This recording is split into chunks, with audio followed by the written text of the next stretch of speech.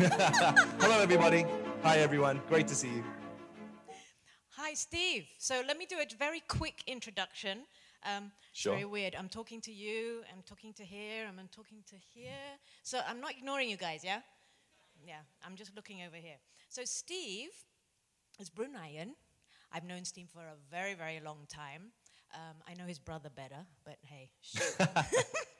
So he's a senior producer and a news anchor with Channel News Asia Singapore. He co-hosts 2 nightly bulletins, Asia Tonight and Singapore Tonight. And he's covered several major events, such as the Trump-Kim summits and the 2018 Malaysia elections. And prior to joining Channel News Asia in 2012, Steve worked at ESPN Star Sports. I asked Steve what he wanted you guys to know, and this is what he told me. So he said, tell everyone I was a former captain of the Brunei national rugby team. And in 2006, his team competed in international competition, and he beat Laos 32-17 in Phnom Penh. So that's what he's very proud of. Hey, you asked. So, Steve, from the ages of 16 to 23, you were in the UK, and according to your own words, you didn't do very well at school. So I'll let you elaborate on that a little bit more, share with everyone here. But I'm excited today to hear your views on our actual topic, which is breaking barriers and maintaining a borderless mindset in a lockdown world. So obviously, you are there at the forefront, covering the news, especially this year during the pandemic. I'm sure lots of things have changed. I know for us, like, you would probably have gone into a studio normally, but now you're like working from home. Whether that's a good thing, I'm not sure. But yeah, maybe let's start with you, maybe adding anything on that you'd like to add on to that introduction so that the rest of the audience can kind of get to know you better. Everybody, great to see you. As you can see, I'm at home. I have a big CNA banner behind me, a bookcase as well. This is actually the shot that I present on a daily basis. So ever since COVID came into our lives and we started working from home and doing safe distancing here in Singapore, I've been presenting pretty much from this room since the end of April, which has been 6 months now. So it's been incredible to see everyone over there just not wearing masks. That's not something we're used to over here in Singapore. Even in the office, if I have to go into the office on those rare occasions, people are still wearing masks in the office. So it's really good to see that Brunei is doing a really good job with COVID. Just to come back, Dr. Afizan was talking a lot about people following their dreams and following their core values. And coming back to what Lisa was talking about, education. Indeed, I didn't do very well in my A-levels. I snapped my right ACL playing rugby. I had my heart broken. I was feeling rather down during my A-levels and barely scraped into university. I had to do a high national diploma because my grades were so bad. And then had to build up to a degree and then finally graduated. But as Dr. Afizan was talking about doing subjects that are you interested in, I wanted to do sports science and I wanted to do filmmaking. Those were my 2 passions. And I didn't get to do either. I had one shot at university, could only afford to go through once. So I had to take the pragmatic course and do business management. So I never excelled, never did particularly well because it wasn't something I particularly enjoyed. And it's taken me a long time to find something that I have a passion about. And that only came when we moved to Singapore in my early 30s, and a complete career change from the Economic Development Board in Brunei, where I worked for 6 years in the early 2000s, to coming to Singapore and finding sort of a new thing to do. And because I love sport, and my brother, as Lisa mentioned, is probably the more known Lai boy in Brunei. He was a news anchor as well, and it sort of seemed like something I could perhaps pursue. So I sort of changed path from a corporate world and got into presenting, starting with sport, and then it led me to general news and CNA, Channel News Asia as it's known now. So it's been quite a journey. You have to be open to new challenges. Changing a career is not an easy thing to do in your early 30s. But you really do have to just think about what you want and then take the little steps that'll move you closer to your goals. Thanks, Steve. I'm kind of interested, so the audience here are pretty much they're from school age. So let's say like 15, 18-year-olds. Is that correct? So I want to know, what were you doing at that particular point? You know, what was important to you in your life from around that age? To be honest, the most important thing to me back then was probably sport. I just loved it, wanted to watch it, wanted to do it, wanted to take part. Um, and, and school and education was not the highest on my mind. And it's one of the regrets, I suppose, that I do have, in that I didn't make the most of the opportunities that I had. We had a decent education system in Brunei, and it's not that I couldn't have done better. I just think I didn't apply myself. And you see as you get older that the doors that open to you are more open, sometimes depending on your grades. But more than that, though, it's more about sort of your attitude. And I found that, once I graduated and moved on with life, it doesn't sort of matter what you do, as long as what you're doing, you're putting 100% into it. And I wish I had started doing that earlier. So if I was 15 and now, and there were subjects that I didn't enjoy and didn't like, I would just do my best in them. That would be the advice I would give myself. Don't be too passive.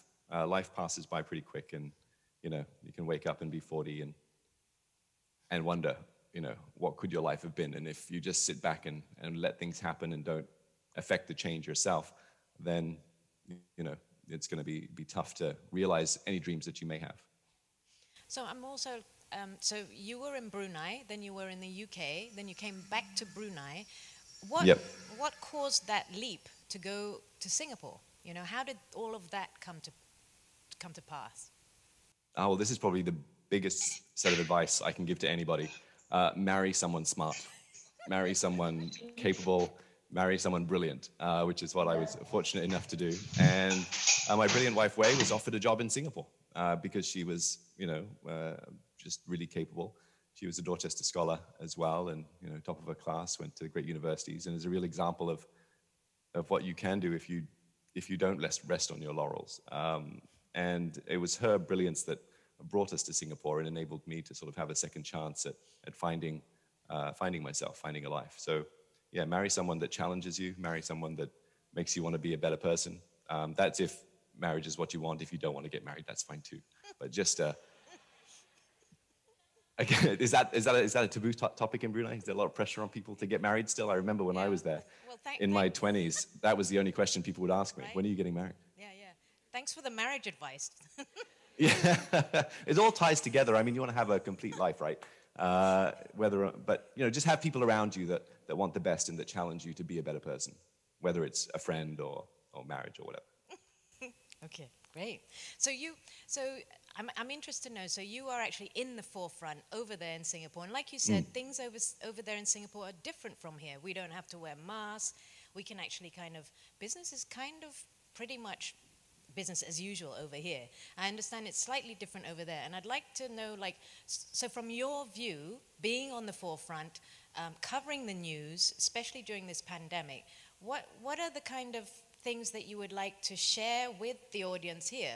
Because I feel like in Brunei we're in a little bit of a bubble when it comes to kind of the actual effects of the pandemic.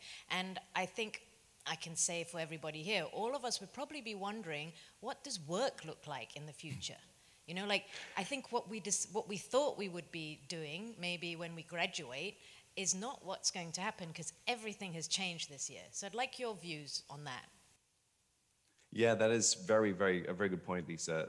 Working from home, this is the greatest work from home experiment there's ever been. There's always been a push for big multinationals or big corporations to sort of take the first step. I mean, we have all this technology and all this connectivity, and it means that you can work anywhere.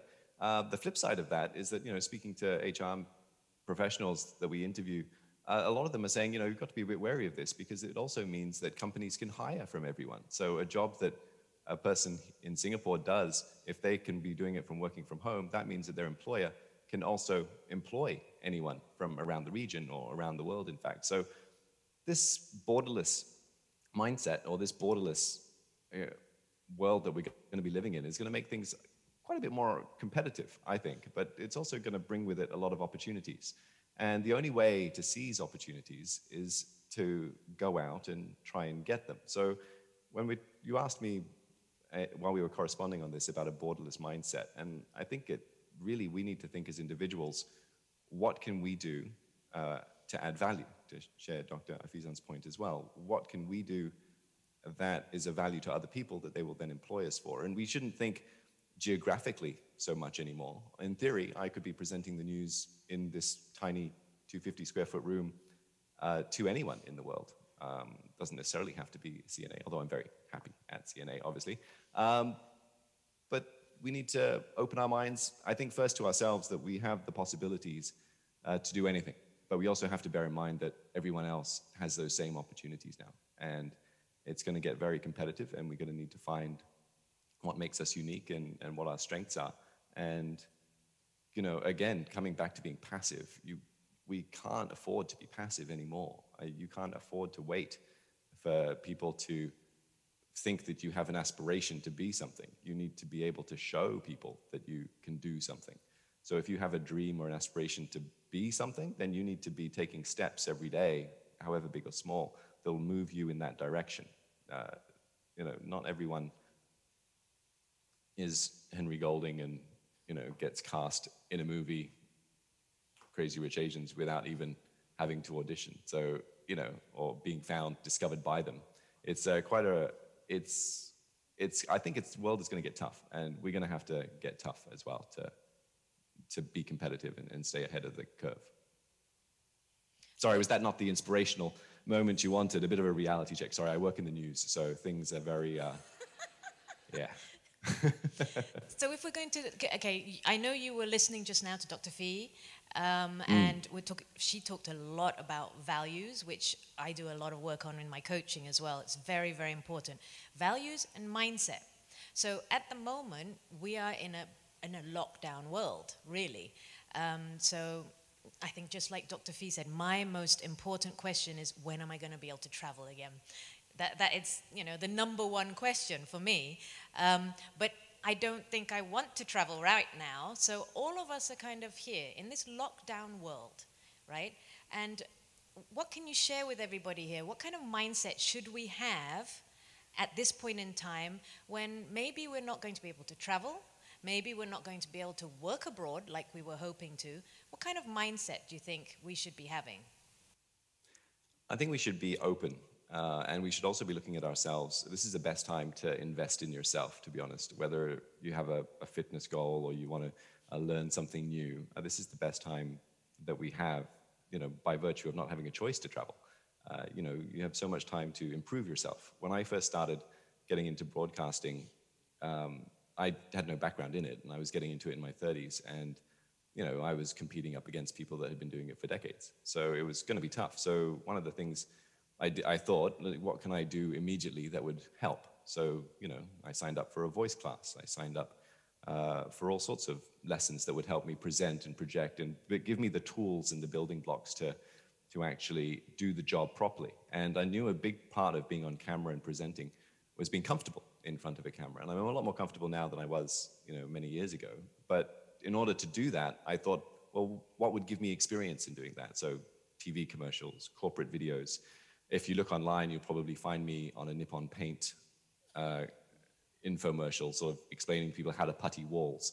And I had no interest in doing that full time, but I knew that if I wanted to be in front of a camera, I was going to need to be comfortable in front of a camera, and I was going to need to know how to project and to speak and to communicate with an audience. And if that meant spending 3 days surrounded by paint and a camera crew, you know, painting walls and talking about drywall, then, you know, that was going to be something that ultimately would help me, however incrementally, do something. So whatever it is you're interested in, there's always something you can do today that would help you move closer to your goal. So all those little decisions will add up. You just have to trust the process, and you just have to get started. Because if you just sit and you wait for an opportunity to come to you, it's not going to happen. I mean, opportunities will meet you halfway, but if you're not ready, then even if it arrives and you've just been if you've just been sat wishing and dreaming for this opportunity, but you haven't been getting yourself ready for it for when it arrives, then, you know, you're giving yourself a hard chance to actually make the most of it. So this is the best time.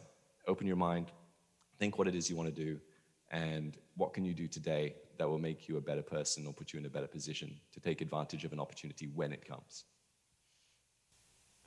So it sounds like you sat, you reflected, you figured out what it is you wanted to do based on the opportunities that you had, and then you kind of broke it down.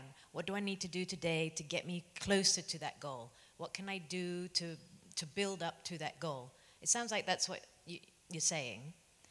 Um, it also sounds like you didn't know. Oh, Yeah, so I'm just saying, if you think about where you want to be, what's your end game? My end game was to present sport on Sports Center. So what am I going to need to have? What tools am I going to need to have to be able to do that? And then you work backwards, you work backwards, you work backwards. And then you figure out, okay, so today I need to be doing this. so at this age that everybody here is at, you didn't know, you didn't have a clue what it was you wanted to do. You just enjoyed sports, and that was it. Yeah, that's part of the problem, I suppose. When you don't know what you want to do, that's the hardest part. So my advice to the young guys watching and to myself, if I could go back in time, would be whatever you're doing, just give it your all. Do it 100%. If your parents need you to help do the grocery shopping, then be the best person at doing the grocery shopping. Because ultimately, this practice of giving something your all and doing something well will always stand you in good stead. If anyone's going to offer anyone a job, they're going to offer it to the person that tries the hardest and that works the hardest. You don't have, like Dr. Afizan said, you don't have to be the smartest or the quickest. One, you have to be able to adapt to change, but you also have to be willing to work. Yeah, and I guess definitely more so now than ever before, we all need to be prepared for a virtual world, right?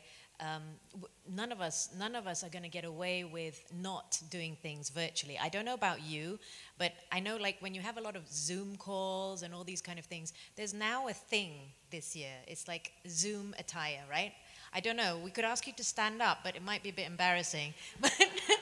But I don't know if you're like me, it's like from the top up, we're very well dressed, and then I've got like my Bali pants on usually, you know? I don't know what you're wearing, like, but is this... Well, working in the news, and ever since I've been working at home, that has got to be the most asked question that I've had. What are you wearing? Like, I have never had so much interest below the waist in my entire life until I started working from home. It's getting a bit creepy, to be honest.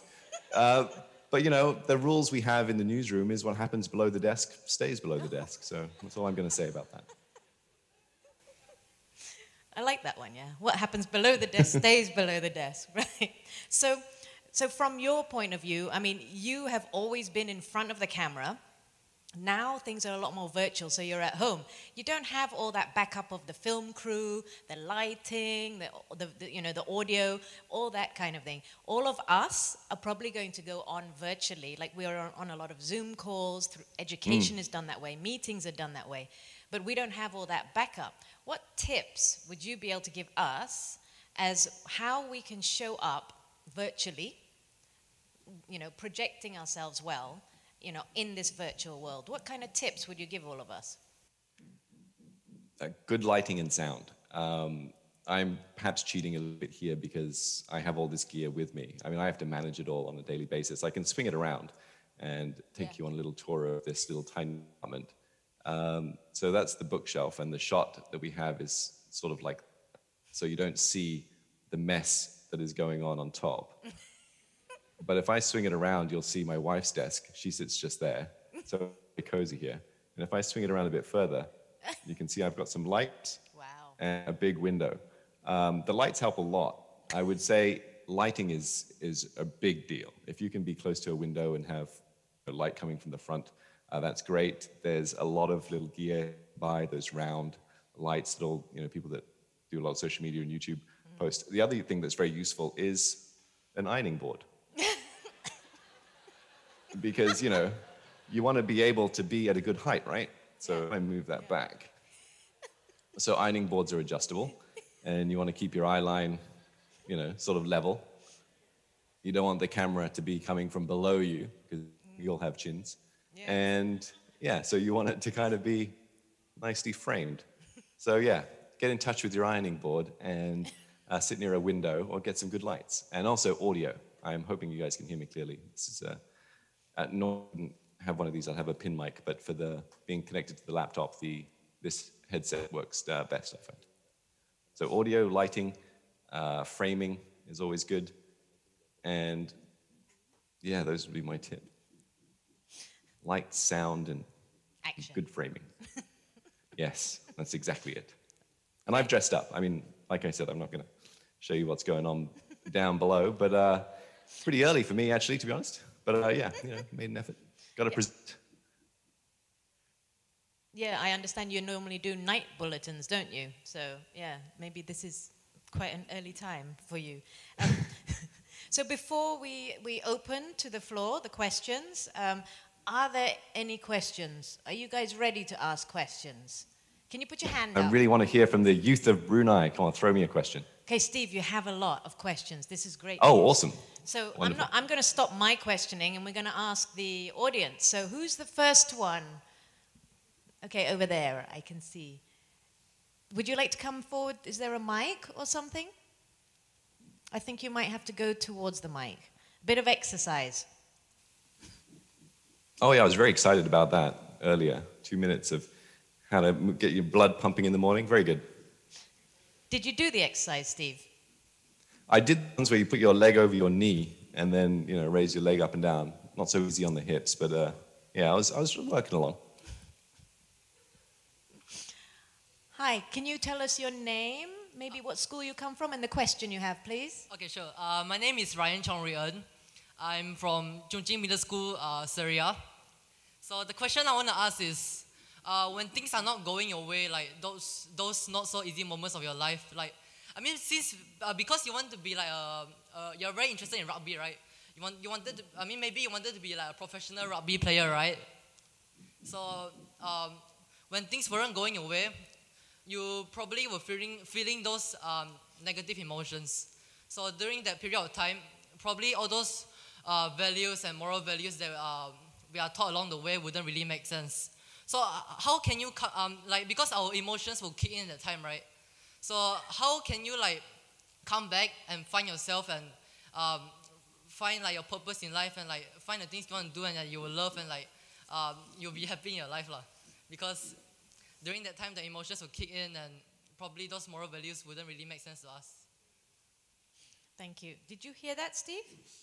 I did hear. Thanks very much, Ryan, for the question. Yeah, I was heartbroken when I snapped my ACL. I was probably 17 years old. I took to rugby. I only got into it when I went to England. I took to it really well.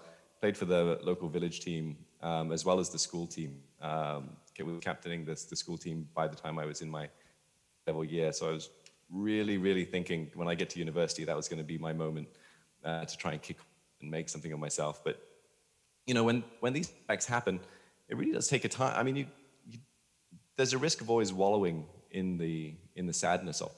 And that's okay because, these are your dreams and you sort of can see slipping away. So it's heartbreaking and it's something that takes time. Just have to remember that, you still have to wake up the next day. You still have to carry on doing what you're doing. But there will be a time of being down about it. And this is something that's very hard I kind of tell you to get over it or to not think it as such a big thing. Personally, it's just so, it's something you've had your heart set on. But life has a funny way of giving you second chances, right? And it's something that will not always be apparent to you when it the heat of the moment or even, some months ahead as well. I mean, my injury happened when I was 18, I think. And I had to have surgery and didn't play sport for over a year, so rehabilitation took a while. And 10 years later, when I was 28 and back and working in Brunei set up a rugby league. And I, had some friends that were playing and they invited me to join in, and I hadn't touched a rugby ball for, 8 years, maybe more. But it sort of came back, and it was always a dream of mine to play, rugby professionally. But I did get the chance to represent Brunei in Cambodia against Laos, Indonesia, and Cambodia as well. And, the friends I made through that team, very dear to me. And the memories that I have of the whole experience, while painful, you take the victories where you can. And you just have to know, Ryan, that when you're growing up, bad things are going to happen. There's no doubt about it. You could be a good person. You could have the greatest intentions. But bad things will happen to you. And how you react to them is, in the longer term, is going to be what the measure of yourself. So, it's fine to be sad and be downbeat and heartbroken about it, but just remember that, life is long, day at a time, and slowly think about, what your next goals could be. Thank you, Hope Steve. that answered your question. I could see Lisa rolling her eyes at one point, trying to get me to wrap up, but thank you very much. Steve, I've just been given the 3-minute warning. Thank you, Oh, Ryan. no, okay. Thank you. Thank you so much. I appreciate it. Thank you.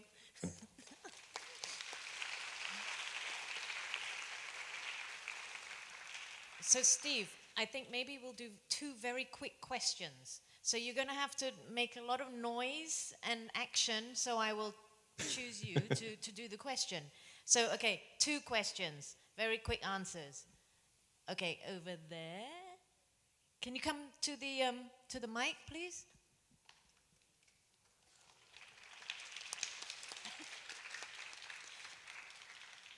Can you give us your name and the school that you're from? He can't find his way to the mic, Steve. Not a good